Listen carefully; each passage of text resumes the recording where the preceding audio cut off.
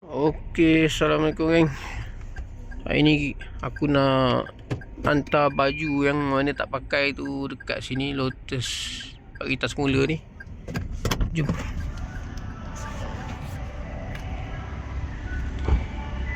Ni geng, kita letak kat sini.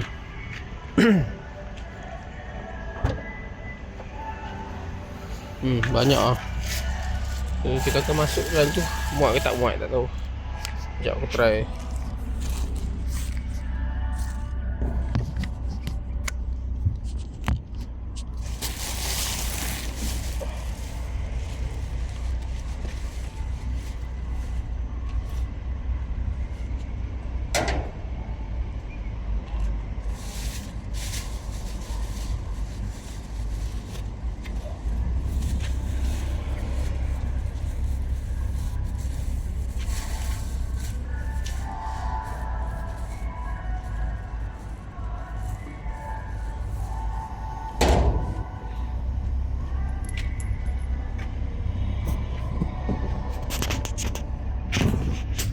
Ngam ni tak muat, ngam-ngam. Ni tempat kita hantar apa?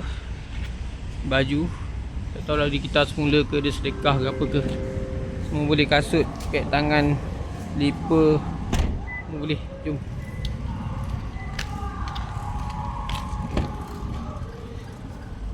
Selesai.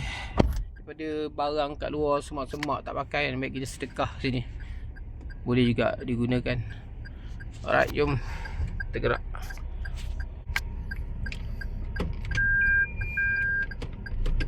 Jom. Let's go.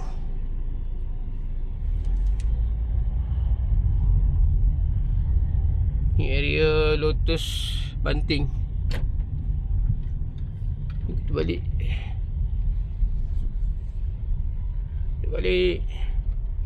Ada farmasi buka ke area sini?